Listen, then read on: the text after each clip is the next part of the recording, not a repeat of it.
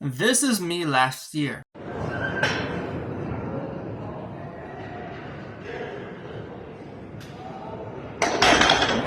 And this is me 4 months ago.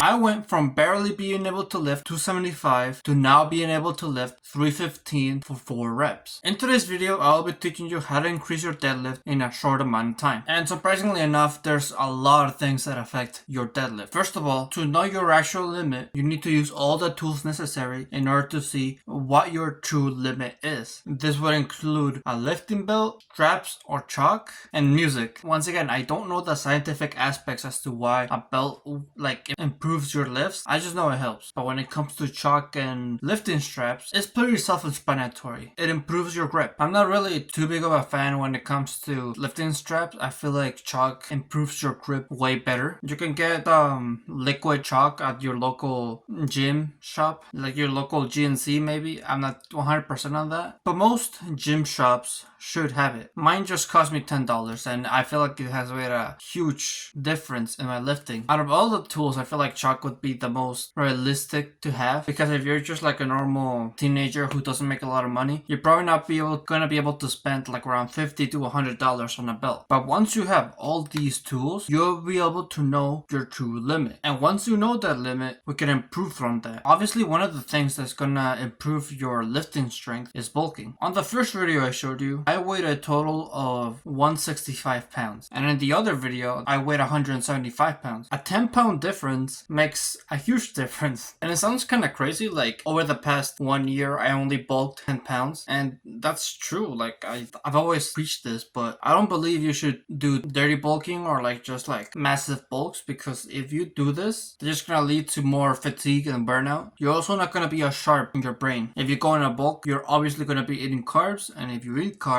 then the less sharp your brain is, because your body's taking energy to process that food, and that energy could have been used to focus on deep work. It all depends on what you want to prioritize, because right now I don't really want to prioritize my lifts. I mostly just want to prioritize my mental strength, and in order to do that, you do have to be in a cut. It makes sense because in our primal days, whenever we wanted to hunt, we would want to hunt because we were hungry. So it makes sense why being more hungry just initiates more of your brain power. But I'm getting distracted. We're talking about bulking. Obviously, bulking is going to increase your lifts, and you might be surprised, but depending on if you do dirty or clean bulking, you might actually lift more by weighing less. Because let's just say you maintain, let's just say you don't do a crazy bulk and you just do clean bulk, right? If you do clean bulk, you'll build more muscle, and if you build more muscle, then you lift more. Whereas if you do a dirty bulk, you make muscle, but you also gain fat, and fat also decreases your lifts. So if you only gain muscle, you can weight the same but still lift more. And this explains how I didn't really increase my bulk all that much, but I was able to lift more. It's all about your fat to muscle ratio. Well, yes, if your fat is high, you can still lift more. You're mostly just going to be using your body weight instead of your muscle in order to lift, which we don't want. We want the other way around, where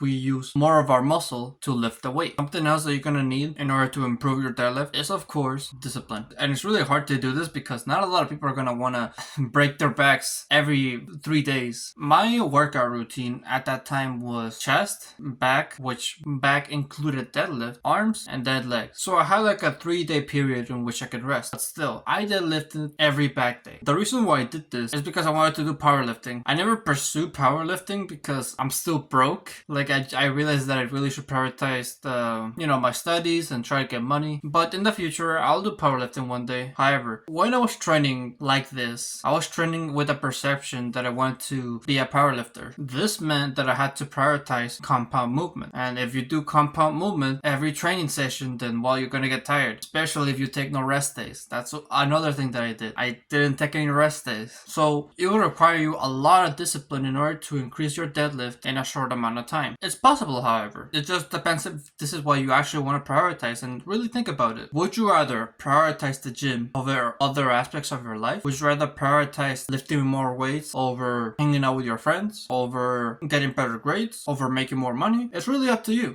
And it took me a while to realize that the that the gym can wait. There comes a point where you feel like you have made enough progress in your fitness journey and you want to maybe put that on pause in order to focus on other things. And the great thing about it is once you build the muscle, it is much more easy to keep it. It really, like, it would actually take a lot of weeks without going to the gym in order to lose that muscle. Like, literally, you only need to go to the gym like 4 times a week in order to keep that muscle. So I recommend that you focus on the gym for like a couple months, and then once you build pretty good physique and the noob gains have run out, then maybe you can focus on other things. Just remember to still go to the gym, of course. You still want to be healthy and look good. So we've gone over discipline, we've gone over your diet, and we've gone over the tools. However, let's now talk about the supplements. And the supplement list is not that big. First of all, since I was on a bulk, I was using protein powder. Protein powder is like a good way to get your protein in and also reach your calorie goal. It's a healthy option. And then I was also using creatine and caffeine. Creatine, of course, as you know, is like one of the most popular supplements. Pretty much it gives more water to your muscles and therefore you can lift more. It doesn't cost that much, like about $30. And then caffeine,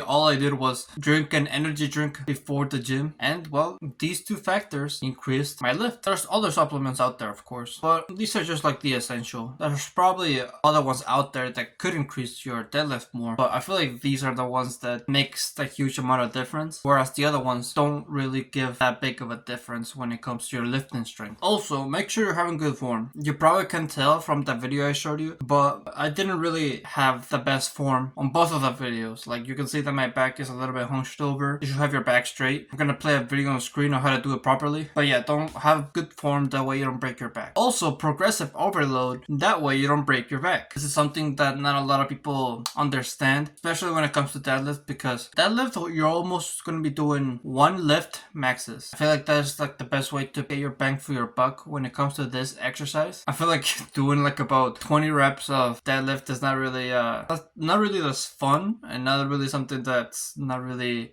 good to do. So you're probably going to be doing a lot of weight. Just make sure that the lifting weight is about 1 to 6 reps from what you can do, of course. If you can only do 1, that's fine, but the chances of you getting injured by doing 1 rep maxes is higher. So that's why I recommend you just do lower weight and higher reps. You can still do like high weight, just make sure it's 1 to 6 reps, pretty much. I guess I could also tell you my timeline as to when I hit the weight, like my progress. At first I did 175. I could barely do it for 1 rep max. So what I started to do is I did 225 for like 6 reps, but slowly but surely after like 1 month I started doing 225 for 10 reps. So at that point I thought, okay, I could probably do more. So then I started doing 275 for 4 reps. Then another month passes, and then I could do 275 for 6 reps. So I thought, okay, I could probably do more. Another month passes, and then I did 315 for 1 rep max. And then another month passes, and then I can now do 315 for, actually no,